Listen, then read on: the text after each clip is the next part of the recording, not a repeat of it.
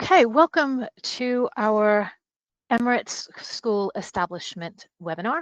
I am Diane Jacuto, the Managing Director and founder of Edvectus, and we will have, later on in the webinar, we're going to have two guests, Ashley and Rachel, who are current ESE teachers who deployed last year. What I'd like you to do, if you can, is to take a moment and put any of the burning questions that you had about ESE into the chat function of this webinar. The team are on hand to answer them. We have Renette and Rotendo, who are two of our recruiters, as well as Paul, who is kind of my wingman on this. And they're all here to answer your questions as we go if I don't answer your questions in the webinar, and we'll also have time at the end. So in terms of the agenda, I'm going to introduce everybody. We'll talk about what is ESE. We'll talk about the regions of ESE, pay and benefits, the hiring process, a teacher's perspective, and basically who the program suits and who it doesn't. And I see Rachel has joined us now. Rachel, if you could put yourself on mute for the moment. Sure. Beautiful, thank you. And then we'll talk about how to proceed. Okay, so introductions. As I said, I'm Diane Jacuto. I'm the founder and managing director of Edvectus.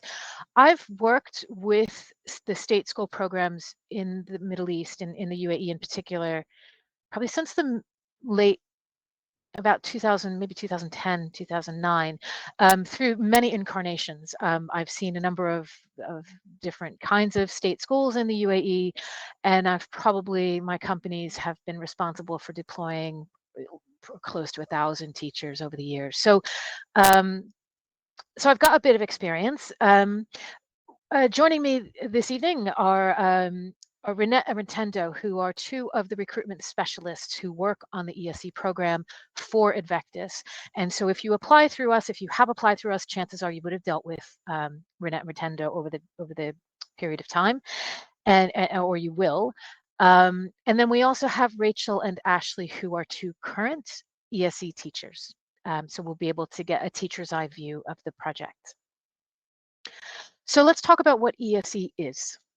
ESE stands for Emirates School Establishment, and this is the government organization in the UAE that hires and manages teachers for their state schools. It's a semi-autonomous group. It is government funded. It is big government, but they kind of they run themselves and they run the schools. It was established in 2021, and so they're relatively young. We've been through now going into our second full cycle with them, and they are different to international schools and charter schools. So international schools are private schools where they charge the parents a fee and they admit who they want and they hire teachers for their schools and they use whatever curriculum they're licensed to have. Charter schools are government schools that are actually managed by a private company, and they have different pay and benefits. They have different requirements. The ones that I've seen tend to be a little bit more maybe challenging areas, and the government has said, look, you guys run them. And so it's a quasi-governmental type situation. But what I'm talking about tonight is just ESE. There are over 500 state schools in the UAE, and they do span the entire UAE, all seven Emirates. And we'll talk a bit about what those Emirates are and where you're likely to be. But there are 500 schools. This means it's a very big program. And that's one of the features you're going to see coming across tonight is it's big. And so you're one of many, which is a blessing and a curse, but it's something that you need to know about this program. You're not working for one particular school, you're working for a group, a big, giant group. Now, they break their schools into cycles. And so I'll explain to you, because I'll use this language in our webinar, what these mean. Kindergarten is fairly self-explanatory. It's ages 3 to 4, and it's not compulsory. You don't have to put your children into kindergarten. Cycle 1 is what other people might call primary or elementary. It's grades 1 to 4, approximately ages 5 to 9. Cycle 2 is what might be considered upper primary middle school in different systems, or is it part of secondary in the UK system, but that's generally grades 5 to 8. And then cycle 3 is a typical type high school, secondary school, high school, which is grades 9 to 12. Now, one thing you need to know is that there are so many different kinds of schools across the UAE, and they can have any combination of these different cycles and age ranges. So if you're off in a kind of remote area of Abu Dhabi, you might find that the school has everything. It's a single school. Or you might find that a school has kindergarten cycle 1 or cycle 1, cycle 2. They come in all different combinations. In cycles 2 and 3, some of the schools are gender separated, which means that you can have boys' schools and girls' schools. Something to note is that women are allowed to teach in boys' schools, but men cannot teach in girls' schools or at kindergarten. So what this means for us is that there are basically more opportunities for women than there are for men. Not that there are no opportunities for men in ESC, but there's just a bit more for women. UAE state schools are for UAE citizens, so your children cannot attend. And this is something that you need to factor in, because it means you need to, if you have dependent children who come, you need to put them in private international schools. So you need to factor that cost. The curriculum is a UAE curriculum, and it's roughly similar to the US Common Core. Ashley, could you put yourself on mute? I just noticed that you joined. We'll have you unmute when we get to your bit. There are 4 streams. They call them streams. Now, the general stream is what most of you would teach in. It's the general stream for most children. But there are 3 different ones in addition. There's a professional stream, which is a bit more vocational, a bit more hands-on. It's quite small. There's an advanced stream, which is for very academically able students. They test around about grade 9, and then they go into this kind of academically advanced stream. And then the elite stream is something even more advanced, which is science and maths, and it's quite accelerated, and it goes from an earlier stage. Now, the schools are bilingual. And what that means is that some subjects are taught in Arabic and others in English. And different subjects might vary by region, but always Arabic is taught in Arabic. Social studies, which is kind of their culture, that's taught in Arabic. And obviously religion is taught in Arabic. But some other subjects are taught in Arabic depending on where you are. It's important to note that in the UAE, they have a 4.5-day work week, which is Monday to Thursday is full-time with Friday morning, and then you leave at noon on Friday. The subjects you get that they hire through us, through Edvectus, and I've ordered them in the numbers typically needed. So basically the ones on the top mean that we need more of them, and then the ones on the bottom, we need fewer of them. And I should note that all are using English as the medium of instruction. So by far the most that we need is English teachers, which is English literature and language. It's not just English as a foreign language. Cycles 2 and 3. Kindergarten and cycle 1 primary, we need a lot of those. So, so that's KGL subjects, and cycle 1 is generally the core subjects. Cycle 2 and 3, science, mathematics, computers, and business are next on the list. Physical education, and then cycle 2 and 3 art, we sometimes have a need for those, but there's not very many of them. And then there's sometimes random, just 1 or 2 teachers needed for different more unusual subjects. So let's talk about what the UAE is, because many people think that the UAE is Dubai, and it's not. Dubai is part of the UAE, but the UAE is much, much more than that. So you'll notice that Abu Dhabi, which is the orange one, is the largest emirate. It is the largest emirate, it's the most populous emirate, and it's the richest emirate. The little island, where you can see a bit of a red square kind of going into the Gulf there. That is the city of Abu Dhabi. So Abu Dhabi is both an emirate and a city. The city is the capital city. It's the most populous city. But it's not all there is. So when we say that you're going to Abu Dhabi, you could be anywhere in Abu Dhabi. It doesn't have to be Abu Dhabi City. The next largest city in Abu Dhabi is Al Ain, which is down kind of to the right, and it borders Oman. So Al Ain is an oasis city. It's a garden city. It's a bit, you get more space because there's more space to have. So oftentimes families end up in Al Ain because the cost of living there is cheaper, the cost of housing there is cheaper. But it's another big area for placing teachers. And then on the right, all the way, kind of the stuff on the right is what we call Al Gharbia, which is the Western Zone. And those are smaller cities. So cities like Madinat Zayed, Gayatri, those are further away. There's fewer teachers needed, but there are teachers needed. Now, I will say that in terms of scale, I once drove to visit a government school, kind of on the tip of that finger on the very left-hand side. And I went from Abu Dhabi, and it took me about 3 hours. So that gives you an idea. From Abu Dhabi to Dubai, it's about an hour, hour and a half. From Abu Dhabi City to Al Ain, it's about an hour, hour and a half. So that gives you an idea of scale. Now we'll move to Dubai, which is the blue one, and the rest of what we call the Northern Emirates. So Dubai and the Northern Emirates do make up the rest of the 7, and that is kind of that when we talk about Dubai and Northern Emirates, that's what we're talking about, which is Ajman, Sharjah, Dubai, Ras Al Khaimah, and Fujairah. So you could be placed in any of those. Okay, so how is ESE different to international school jobs? Firstly, they hire hundreds of teachers every year. One of the main things that's different, and I can't stress this enough, I might actually say it twice, is you will not know where you will be working until you arrive. And this is because they have over 500 schools. And they have to balance all the needs of these 500 schools. So you can imagine that they don't know their enrollment until the last minute. They might have people just kind of showing up on their door with children they didn't know about.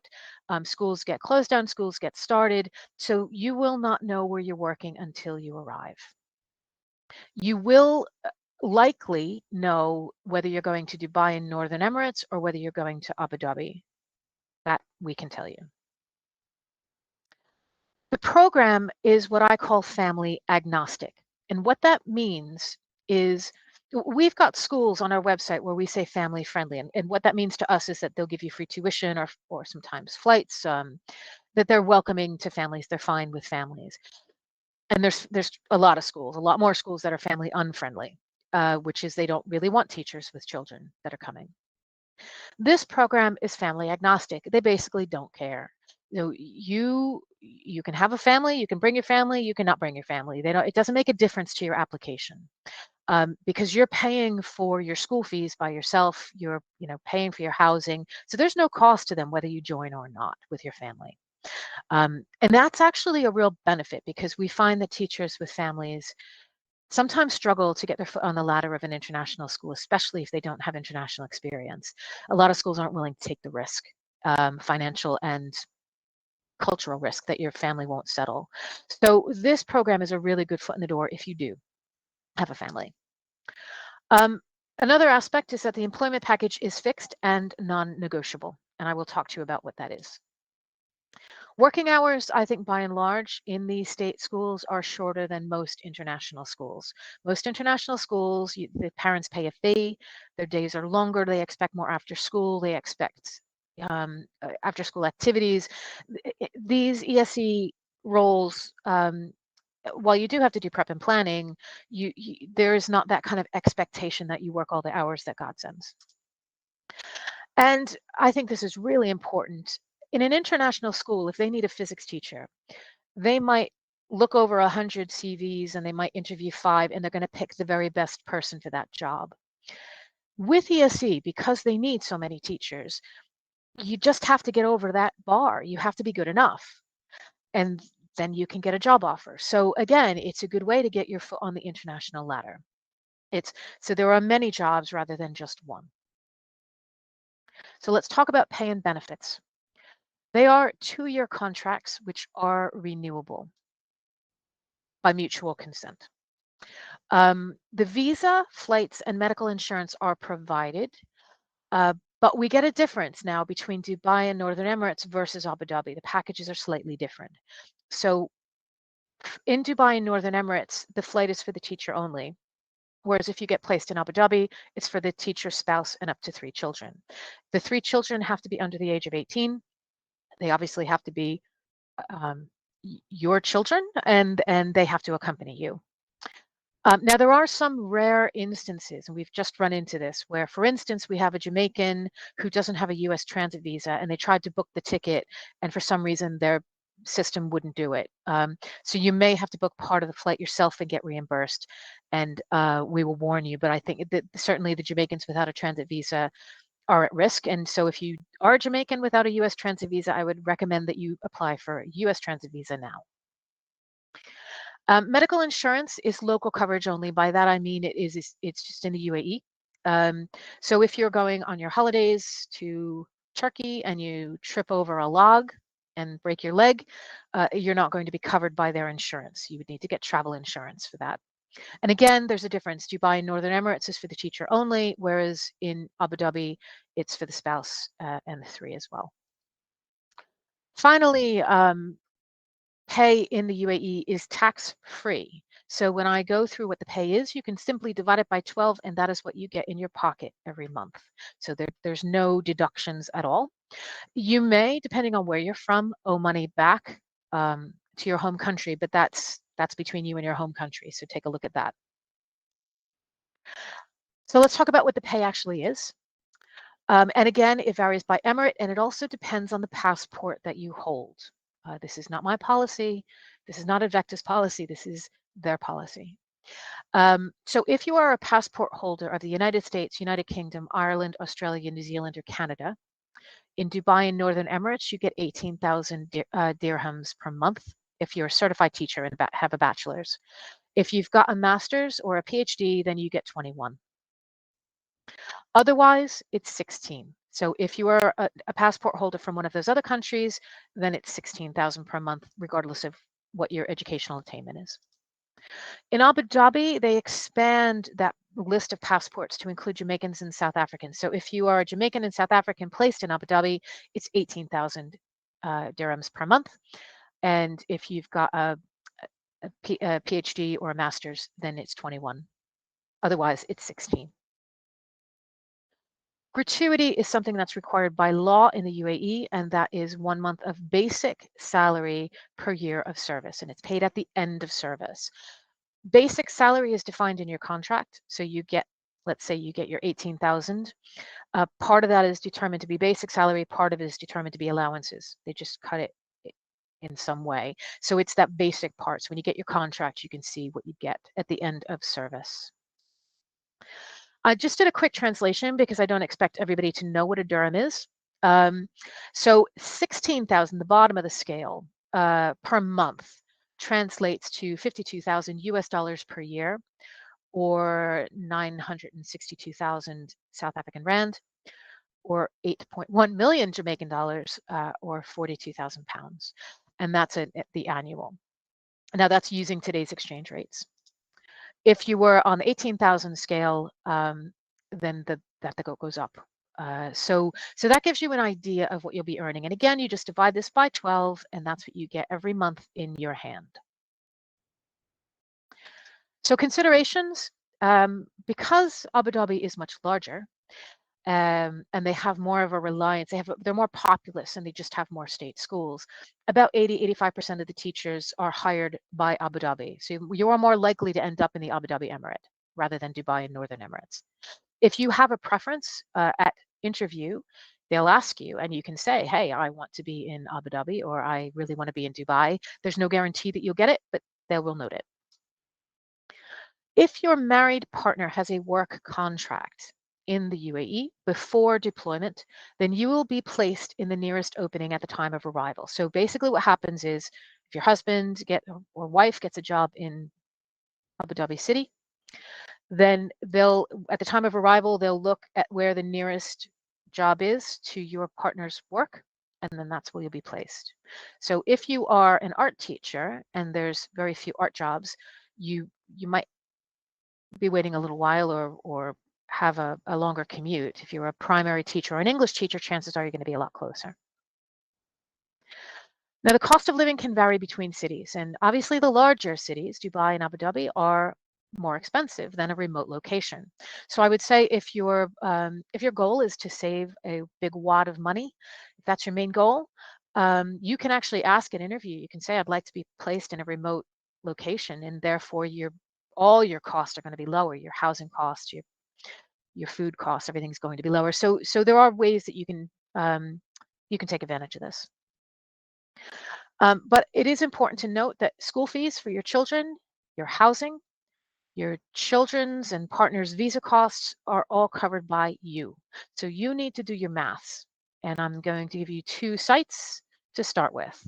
Dubizzle and Property Finder, you can take a look at rents. So I'd say look at rents all over the UAE just to get a sense of it and what you get for your money. And Ed Arabia is pretty good for school fees. So you can get you can pay as much or as little as you want for school fees, but you can get a taster by looking at those. So the ESC process outline. Firstly, you need to apply, and that comes through us. If you apply through us, and we handle your application from there.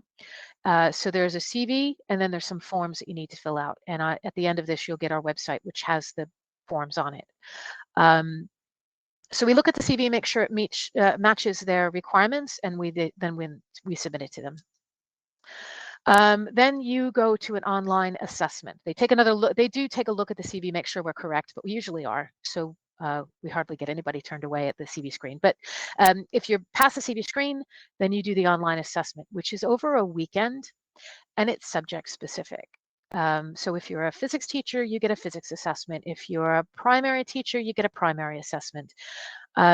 We give you guidance, and I suggest strongly that you read it before you take the assessment. And we do have a 2 strikes rule. So if we put you down for this weekend assessment, it goes from Friday afternoon all the way to Sunday, and you don't make it, we give you one more chance to make it, because it's an awfully long time to be able to take an assessment. And if you can't make it after 2 tries to actually take the assessment, then we just figured this isn't the program for you. If you're successful at assessment, and we find out within a few days, we would then schedule you in for a panel interview with ESE, and then you would do a micro lesson. And again, make sure you read the guidance that we give you. We give you some very specific guidance on what you should include and not include, and study and not study. If you're then successful at the interview, then you go into admin approval number 1 for offer. So there are documents that you need to collect, and we give you a list of those. And once all of the documents are collected, then you go into approval. So it doesn't really help if you give us 2 and then 3 and then 4. We can't put you in for approval until we get everything. Once that admin approval is done, then you get your offer sent. That details the package and salary. Next is the next set of document collections, which you have to get attested documents, and that goes in for admin approval too. So there's another set of documents, and once all of those are collected, then you go into the pipeline for admin approval number 2, and that's where you get your official employment contract. So the offer letter is not the official contract. The actual official contract is at that second stage. Finally, you go into final qarar, which is an approval. And then you go into visa stage, and the visas cannot be issued any more than 4 weeks before arrival. So they have a short shelf life. So that happens kind of near the end, towards when you deploy. And finally, then you get your flight, which is booked by ESE. You get your orientation. They meet you at the airport, and they take you to orientation, and you get a hotel set up, and then they get you deployed to where you need to go. And then you go about finding your housing and getting yourself settled. Just as a rule of thumb, just so you have a sense of this, from interview to deployment, the entire process typically takes 4 to 8 months. So it is a long time. A lot of it depends on how fast you get your documentation done. because again, we can't submit partial documents. We need the whole package to go through each stage. But part of it is just that it takes them a long time. They're dealing with thousands of teachers. So don't expect this to be a fast thing. All right, so let's bring in Rachel and Ashley. I'm going to stop sharing. And Ashley and Rachel, if you could unmute yourselves and get your cameras working if possible. Hi, good evening.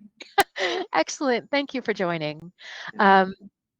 So I'd like to just start. I'm going to ask you some questions, and then we can have you answer. And then at the end, we'll have some of the questions from the candidates as well. So firstly, can you just tell us a bit about yourselves and where you're teaching now? And I'll start with Ashley. Hi everyone. I'm from South Africa. I am currently teaching in the Al Jabriya state, the western region of Abu Dhabi.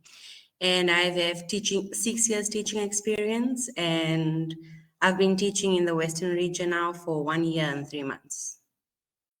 Fabulous. Okay, Rachel.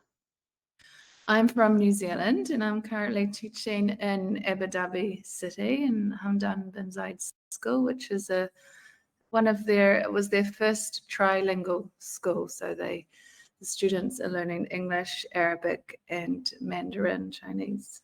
I visited that school. That was a cool school. Yeah. Okay, perfect. So the first question is, how do you find Emirati students, and how might they be different from students at home? And for this, I'll start with Rachel, and then we'll go to Ashley. I find, well, again, like you mentioned in your introduction, because it's such a big organization, everyone's experiences are really different. So I just want to put that out there, because when I arrived, I had a friend who was placed in a school at Al Ain, and I know she's having a complete different experience to what I'm experiencing in Abu Dhabi City, and Ashley will probably have a different experience as well. But in Abu Dhabi City, the Emirati students on the whole part are excited to learn. We've just been through an inspection, and what the inspectors noticed the most is the students are eager to learn. Their parents are really supportive. They want them to do well. So they're quite focused, like compared to I've taught in New Zealand and in the UK. And compared to my experience in those places, the students are determined to do well. If they don't pass an exam, they want to resit it, they want to study. So they're quite motivated, they're respectful, and they try hard. And as I said, that's my experience here. Their English is pretty good, but I know it can be quite different depending on where you're placed. Okay, Ashley, how about you? I teach grade 2 this year, so the English is quite weak, but they are trying. And this is a very small town, so it's a very cultural, still very, very cultural place. So the kids are very respectable. Parents are hardworking, like you said, Rachel. And parents love communicating, they love working together. So if you have a behavior issue, you can text a parent and say, listen, I had a behavior issue with your son today. And the parent will say, I'll deal with it. And then from there on, you won't have an issue with that child anymore. Also, schools have behavior structures in place. So if there's a problem with 1 or 2 kids, like in any other school in any country, there is 1 or 2 kids who have behavior issues. They deal with it likewise, because schools have social workers at school every day. So if you have an issue, you immediately address it, and it's easy. It's really easy. It's just like home, honestly. Technology is amazing, and kids are very vocal, like Rachel said. Here, they want teachers to speak less, kids speak more, and that's how we also teach them the English and have them communicate more in English. So teachers do less work, and then kids do a lot of self-learning, self-exploring, technology, hands-on. Oh, you. Oh, Ashley, we just lost you. I think somehow you hit your mute button. Sorry. No worries, that's technology for you. Sorry. Yes. Okay. So the next question is, with ESE, you don't really know where you're going to be placed, right? That's one of the features of this project. How did you deal with that uncertainty? And I'll start with Rachel.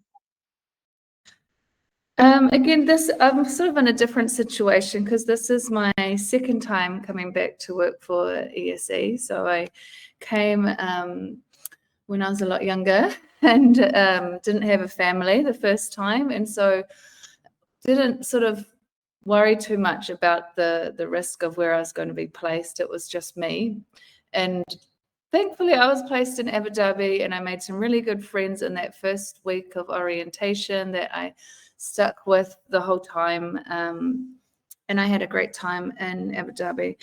Then I met my husband, we had some time here, but we had to go back home to New Zealand for his business. And then COVID happened. So after going through that, we were keen to come back overseas and have, be able to travel and explore. It's a lot harder doing that when you're in New Zealand and you're far from the rest of the world. So this time I came back with my family. I've got 2 children. My son's 2 and my daughter's 9. So it was a little bit more scary sort of coming back, not knowing where we're going to be placed. I did really want to be in Abu Dhabi. So that was a risk. I just had to take it. I know that recruiters kept saying I prefer Abu Dhabi, and they said we can't guarantee that. But I was quite lucky when I did come here. At first I was placed in Al Ain, but when I talked to the people from ESE and explained I've been here before, my daughter wants to go back to the school she was at, they were able to make adjustments for me. So I was quite lucky. And again, Ashley's having a great time placed outside of Abu Dhabi. So everyone has different experiences. Absolutely. Ashley, how did you deal with that uncertainty? I mean, a lot of teachers worry, oh, what if I get placed in the West? And you did. I did. And you did, and you're having a great time. I mean, it's a different time, and it's just, I think nobody can imagine what it's like if you haven't been there, but it's a lovely place. I've been there. It is. Um, It is amazing. so how did you deal with that uncertainty? How did you keep your nerves in check? It was quite shocking, I must say. I didn't know this part of the Abu Dhabi exists until I was placed here. So it's a blessing in disguise because, like you said, you save a lot when you live in the outskirts part of Abu Dhabi. So it's more quiet, it's more conservative, it's very still natural. So accommodation is cheaper, much, much cheaper than in the cities.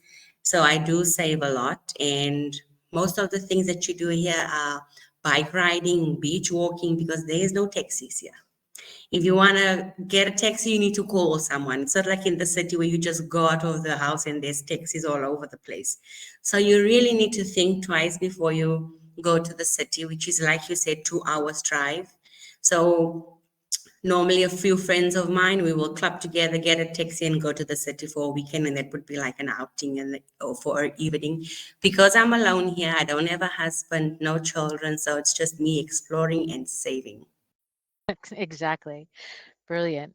Okay, let's stick with Ashley. Tell me what a typical work day is like for you. So we work 8 hours. We start at 7 and finish at 3. And we have like 7 periods a day. Sometimes it's 6, but mostly 7. We have 2 breaks. One period is 45 minutes.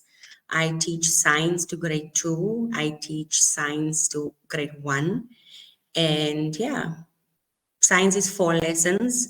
And then it's divided like that for the week. So for the week, I have like 28 lessons. Okay. And there's not much, they don't, I know there's sometimes after school meeting, but they're not frequent, right? Do you tend to just kind of go home after the workday's done? Yes, you go home after work. And if there is a meeting, they will let you know like 2 days or 3 days prior. Sometimes it will be on Teams. It will be an online meeting that you can sit and have in your office. Yes, not a lot of things that you need to do after school. So you basically just teach your lessons, be prepared for tomorrow, and that's it. Brilliant. Okay. Rachel, how is your day different? Or is it the same? It's quite different. This year I'm actually a vice principal, so I'm not teaching anymore. So my role is very different to when I was teaching last year. So we have similar times. We expect the teachers to come to school at 7:30, and assembly is at 7:45 till 8 o'clock, and then their first period starts at 8, and we finish. Students leave at 2:05. We have very specific times with the 45-minute periods, and then 5-minute transition between the periods.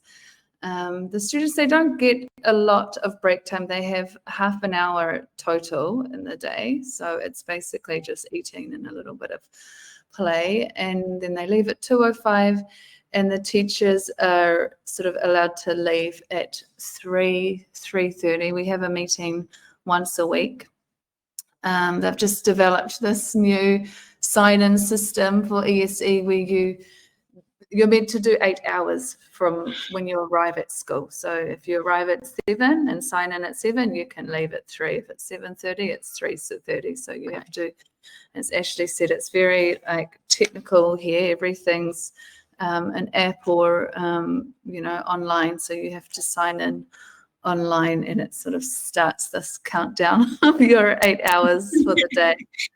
But yeah, my role at the moment, it changes every day. At the moment, I'm doing evaluations for teachers, so I'm spending my days going in and watching classes and observing and giving feedback as part of their performance evaluation. But I get called out to help with behavior, or another big job every night I have to do the cover. So when a teacher is absent, I have to use the school timetable. We've got 60 teachers at our school, 900 students. So most of my teachers, the English teachers, they teach an English class and a math class for 2 classes. And that works out to be 22 periods a week. Then I have some other teachers like Ashley, they're only teaching science. And I have a few teachers in the higher grades in grade 3 and 4 that might just be teaching English or might just be teaching math. We were short of teachers for a while, and we finally got a brand new teacher from South Africa 3 weeks ago, and she's just brand new to the country, and we were very excited for her to arrive. She's very excited to be here, but she's KG trained, and the only space we have available in our school now that we're all set up is in grade 4. So again, you have to be adaptable. She's had to jump into teaching grade 4 math when in South Africa she'd only taught KG, and the highest she'd ever taught was grade 2. So that's another thing, is sometimes you just have to fill the hole that's needed in the school. Yeah, it's really true, because we've noticed that, especially with people that are arriving a little bit late in the season, you kind of have to make do and then and give it a whirl. And what I tell people is, you might have taught KG or grade 2 at home in South Africa, but you have no idea what the students are going to be like in the UAE. So just use those same skills that you had. Yeah. You're going to have to, it was never going to be the same anyway, because it's a completely different country. Okay, so what would you recommend teachers bring with them from home, and what should they not bother to bring? And let's start with Ashley. I think something that I was totally caught off guard with was money. I think I should have been told to bring some money, because I didn't have any savings, and I didn't get paid until the 2nd month, and I had to pay for my own accommodation and my own grocery after the 7 days in the hotel. I think it was 14 or 7. I can't really recall. So yeah. Okay, so bring money. Top tip. Yeah, I would agree. Okay, Yes. Rachel, how about you? What about you? What would you say? Yeah, I would 100% agree, because there is a lot of startup costs when you get your house or apartment. You do have to pay deposit, and for everything, for internet, for the bond. There's a lot of startup costs, and as Ashley said, it takes a month or so before you get your first pay. And as you mentioned, there's no tax, but they've got something else, a fee that's included in your electricity bill, a municipality fee, which is kind of their new sort of little tax. So it doesn't come out of your salary, but it's 5% of whatever your rent is. So that's also quite a big fee each month. Mine's like 1,000 dirhams each month. So yeah, there's a lot of costs, and as I mentioned, I've got children and school fees, and yeah, there's big deposits that you need to pay when you first arrive, and you can't get your apartment or anything until you get your Emirates ID, and that takes a while to get. So we get 2 weeks in the hotel, and when that's up, you have to move out of the hotel. We moved into like a hotel apartment, but I know the new teacher that's just arrived, she doesn't have money, so she's luckily made friends with one of the teachers at our school, and she's staying with her until she gets her Emirates ID and she can rent an apartment. So that first month, I guess, is the hardest, as you're trying to set up, and there's a lot of like the paperwork involved to get here. Once you arrive here, there's other sort of paperwork hurdles you have to jump through to get set up with your apartment and everything. Yeah, and I think one of the things I'll mention is that we do put teachers in touch with other teachers. There's Facebook groups. There's, so once you know where you're going, then you can kind of use that orientation time and use the Facebook groups to network, because I think it's now down to, I don't even know if it's 14 days anymore. I think they've dropped it to 7 in the hotel. So yes, you do have startup costs, and that's why a lot of teachers actually choose to leave if they have children and dependents. They might leave them home for the first month just to save that cost and get yourself sorted so that your then family can come when things are just a lot more stable. And that's something that we do recommend people consider. Okay, I'll do one more question. Tell me, what is life like in the UAE, and what have you done that's fun on weekends and breaks? So I'll start with Ashley. I usually, for the first year, I went home every holiday because it was very difficult being out of the country for the first time ever in my life. Coming to the UAE was even my first aeroplane ride. So this was a whole huge, big step for me. So we do explore a lot. I've done a desert safari. I've been to Dubai. I've done dune bashing, sandboarding. It's just the possibilities are endless. And I think the UAE is so central to every other place that you can just have like 2-hour flights to, and then you are there. So being single, it makes it much more easier to travel because all you need to worry about is yourself.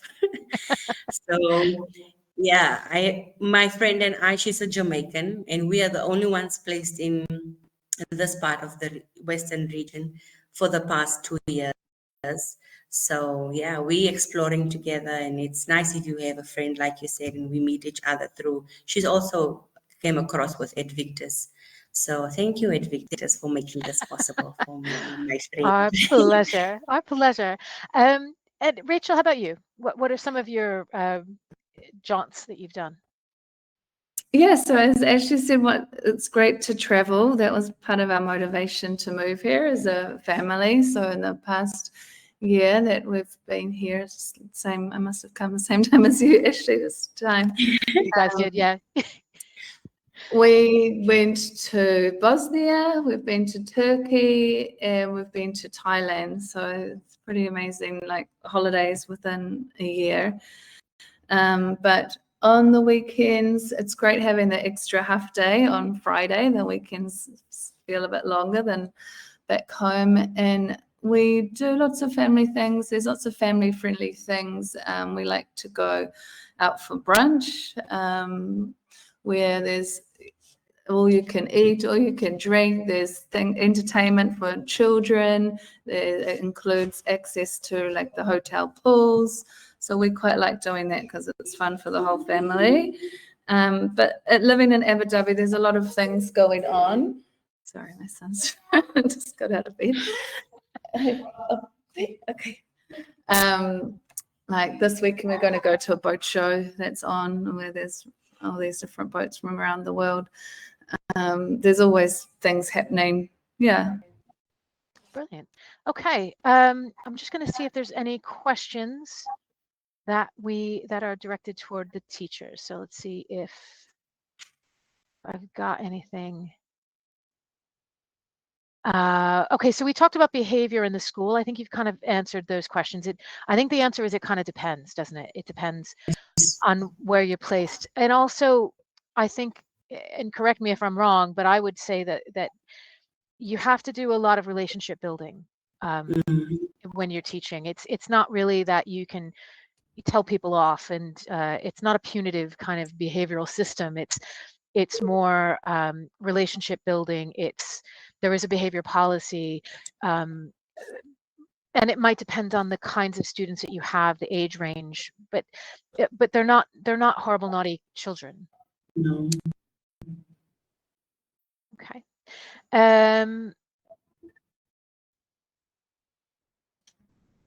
Okay. So yeah, I think that was kind of the next question. All the questions that I had for Rachel and Ashley. So thank you very much. I know if you need to go put your son to bed, Rachel, you can go. All right, thank you. You're welcome to hang around if you want. Okay, good luck to everybody. Thank you. Okay. All righty. So let's go back and finish this thing up. So let's talk about the requirements. You need a bachelor's degree related to the teaching subject that you're teaching. So if you are a chemistry teacher, you need a chemistry degree. If you're an English teacher, you need an English degree. If you're a primary teacher, you need a Bachelor of Education for primary, or a bachelor's in a subject that is taught at primary, so English, science, maths, as well as teacher training. You do need teacher training, so whether it's a Bachelor of Education, PGCE, Qualified Teacher Status, or US Teacher Certification, or whatever your country's version of that is, you need to have a teaching license. There is an age restriction, and again, these are not my restrictions, these are the restrictions of the government of the UAE, so for these jobs. And it's under 55 at the start of contract for all posts except PE, primary, and kindergarten teachers, and they have to be younger than 45 at the start of contract. You need 2 years of relevant teaching experience using the medium of English at the time of interview. So if you're a South African teacher, you're looking to start, let's say in August, you need to take that into consideration. So you need to have at least 2 years behind you, which means you're in your 3rd year of teaching. You need to have complete fluency in English. And if you're a not native English speaking passport holder, and if you remember those passports that I listed, IELTS testing is required. So what that means is that if you're kindergarten, primary, English, or business teacher, and you don't hold a passport from a native English speaking country as defined in that list, then you need to have IELTS before you apply. And it's after arrival for the others. You cannot be legally resident in the UAE at the time of interview, and this is to apply through Edvectus. So Edvectus and all other agencies are precluded from recruiting teachers already in the UAE. So if you worked in the UAE previously and are home at the time of interview or working elsewhere, that's fine, but we cannot take people who are currently in the UAE. You can apply directly if you are currently in the UAE, but you won't get all of our help and advice. But that's not our choice. You need to provide the documentation, which I'll review. You need an appropriate, clean criminal record check. If you have something on your criminal record, please declare it to us so we can tell you whether or not it will be a problem, because I would hate for you to go through the entire process only to fall at the last hurdle. There are things that they're sensitive to, things like anything to do with alcohol, anything to do with drugs, obviously anything that has a child protection type, I don't know, slant to it. Anything that would reflect on your character. And if there's anything recent, they tend to be bigger flags than others. You do need to be culturally sensitive and adaptable and independent. As you've heard from Rachel and Ashley, you know, you are working in their state schools with UAE kids and UAE teachers in a UAE culture. So you really have to be adaptable. So this is a list of documents needed, and I'll quickly scan through them. You do need a passport copy, and your passport needs to have at least 6 months on it at the time of arrival. So if you've got a passport that's going to expire in the next year, you're better off getting it renewed now. You will need to provide a birth certificate. You will need qualification. So you're going to need to have your teaching certificate and your bachelor's degree certificate. And if you have a master's or a PhD, one of the two of those. So you need the actual original. You need transcripts for all degrees. And a transcript is a list from your university of the courses that you took and the results, your grades. So if you don't have transcripts, I recommend you apply for them now because it can take a little bit of time, and they are required. You need a federal police clearance, as I mentioned, and you need experience letters. Now, experience letters are letters from previous schools that you've worked at on their letterhead and stamped. And they have to support that you have the minimum number of years required. So at least 2 years or 3 years in your teaching subject. So if you are a teacher who taught English for 3 years at secondary level and then primary for 2 years, and you're going for a primary job, it's the primary ones that we need. Okay, so you need to get those from your school, and you can get those now if you want. It's just a stamped letterhead that supports your experience. You will need, to get your contract, you're going to need attested degrees and transcripts, and if appropriate, a marriage certificate. Attestation is the way that you go to your home country and get them to certify that these are true, actual degrees from your country. If you wanted to do some research on what this would entail, you can just Google attestation UAE, and you can find what that might mean for you. But it's normally 2 or 3 stages. And that's what normally holds people up, is that they don't have attested documents. It takes a while. And I should also note that the federal police check, if you're South African, can you order that as soon as possible, because it takes a long time, and that also holds people up. Okay, and then IELTS certificates, as I said, if you're not a native English speaker applying for English kindergarten, primary, or business, you need it before application. And those are the scores that you need to get. Okay, so let's talk about, we're almost at the end, who it suits and who it does not suit.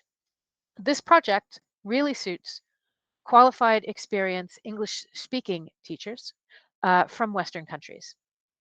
It really suits teachers who want to get their foot on the international ladder. So teachers like Ashley, who had never left the country before and maybe don't have experience in one of the curricula that most international schools use, which is the US, UK, or IB. So if you come from a country like Jamaica or South Africa and you don't have that international experience, it can be really hard to get hired.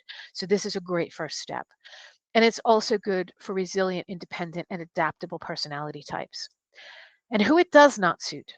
It does not suit teachers who crave or need individual attention. And it does not suit teachers who need a lot of assistance and reassurance. So if you think about your friends, you probably have one of those friends who, I don't know, just always needs somebody to carry their bag for them, or, it hurts their finger and can't finish whatever they need to be finishing, or they're just always needing a lot of support. They can't figure out how to use their phone and they need somebody to do it for them. Those are the kind of people that don't really suit this program at all. It doesn't suit people who are disorganized or frustrated by paperwork, because as Rachel and Ashley said, there's a lot of it and there's a lot of bureaucracy. So you really have to have a patient personality and you have to be very organized. It doesn't suit people who have a low tolerance for uncertainty. And I don't think it suits teachers with very large families who are the sole breadwinners, simply because of all the costs. You have to pay for school fees for your children. You have to pay for your housing. That's great if you're single or you have a spouse who is employed in the UAE. But it really doesn't suit people who maybe have 3 or 4 children who need them all in school. I just don't think you can make it work. It does not suit teachers with unmarried partners because you cannot sponsor your partner who is unmarried to you, and that you don't know where you're going to end up. So I don't think it really works very well for unmarried partners. And it doesn't really suit a teacher who has a particular need to be in a particular city unless they happen to have a spouse who has a contract already. So if you really need to be in Dubai, really don't apply for this program because it's just not the right fit. So how to increase your chances of success? At application stage, I need you to check the requirements carefully before applying. They are not negotiable. If you do not have a degree that matches your teaching subject, you cannot be in this program. It's just not a goer. They are also looking for native English speakers. So if you are not a native English speaker, there is a very high bar. And so you need to take that into account because they really want people who grew up in using the English language, have taught in schools using the English language, whether or not they're a physics teacher or a mathematics teacher. They want people who have come up through these systems. So there is a fairly high bar if you're not. At assessment and interview, please read our documentation that we send you because we spend a lot of time putting it together, and there are some really good tips and tricks in there that will make a big difference to the outcome. So we're going to send it to you, so please read it and follow it. At offer and contract stage, all that list of documents, we can't put you in for an offer until we get all of the documents needed for an offer. So if you can get your documentation going at the earliest possible stage rather than procrastinating, you will be in the best possible way.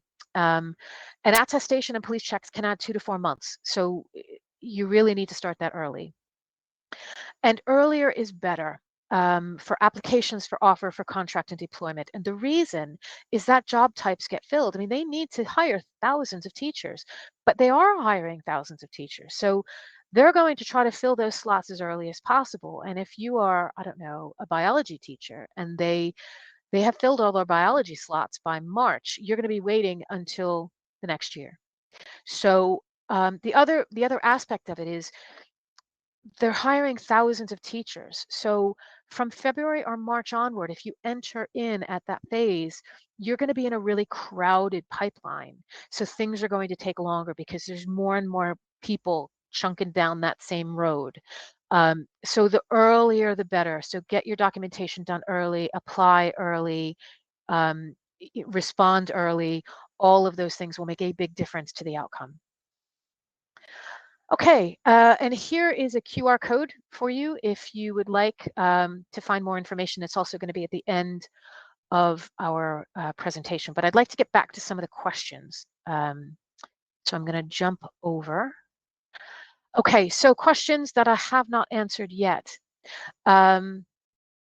You're currently teaching at another country at the time you start your application.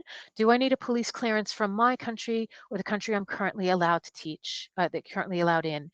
I believe, and I can double check this with the team, I think you need it from your country of origin, but if you've been in a foreign country for a long time, then we may want to. From an international perspective, I would say that you should always get one from the country that you're in anyway, frankly, because an international school, a good international school, will want to see all of those police checks from a safer recruitment perspective. So I would say, by all means, get one from the country that you're in right now. You should do that anyway. Okay, another question is, I'm currently teaching, oh, that was another country. Okay, that was an engineering degree. So you have an engineering degree along with a Bachelor of Education in Math and 2 years experience as a secondary math teacher. Are you allowed to apply? Yes. You would need to get the transcript from your engineering degree, and hopefully there's a lot of math courses on there. I have an engineering degree and I had a lot of math courses in mine. And your BEd in math should also help. So yes, I would say that that would be perfectly fine.